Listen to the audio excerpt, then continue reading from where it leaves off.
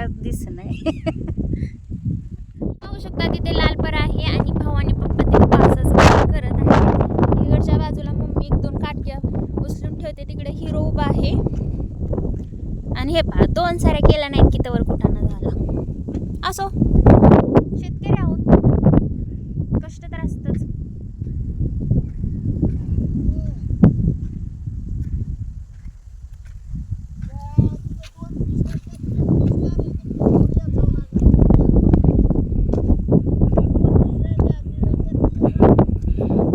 बहुतेक मगच थोडंसं बी सांडलं असेल. असं मातीमध्ये चालताना खूपच पाय रवत आहेत. हा बा आमचा लालपरा. बायसा क्या कर रहे हो? इथे तुम्ही पाहू शकता थोडंसं मकाचं बी सांडले.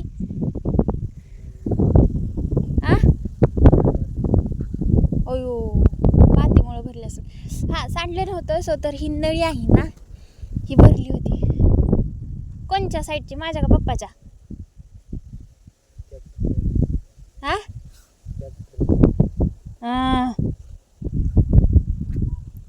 ह्याच्यातून बी सोडायचं असतं. ह्याला काय म्हणतात मला माहित नाही. आणि ही आई फळी इथं ना खूप भारी वाटतं बसायला. थांबा मी तुम्हाला बसून दाखवते. भाव आता सध्या ट्रॅक्टरमध्ये चढत आहेत. आणि हे भाव मम्मी म्हणत आहे शेळ्यांना गवत काढायचं का?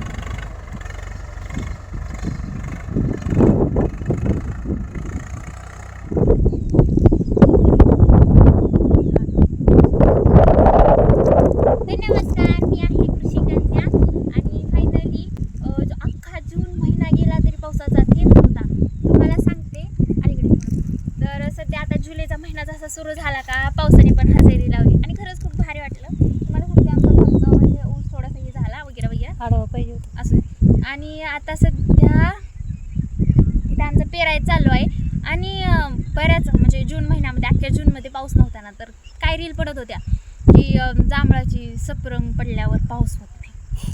काय बाई तुम्हाला सांगते, जून महिना झाला आता पाऊस नाही तर काय वरनं काय कोण पाणी फेकते काय, काय नाही काही बी. आणि म्हणजे पाऊस पडतोय, एखाद्या दिवशी चांगला पडतोय आणि एखाद्या दिवशी दिवसभर पडत असला ना तर कसा पडतोय तुम्हाला सांगते. आपण त्या स्प्रेच्या बॉटलमध्ये पाणी भरून स्प्रे करतो ना, तसा दिवसभर पाऊस पडतोय. आणि कधी कधी छान पण पडतोय, चांगला पडतोय, पिकाला पाणी वगैरे मिळते आणि सध्या चांगला वापसा पण आला. मग त्याच्यामुळे आम्ही पेरणी करायला सुरुवात केलेली आहे. खालचं शेत पेरलं आणि आता इथं पेरणी चालू आहे. हे झाल्यानंतर अजून घरासमोर शेत आहे ते पेरायचे. मग तुम्ही केली का पेरणी? कमेंटमध्ये नक्की सांगा. चला तर मग bye bye, thanks for watching.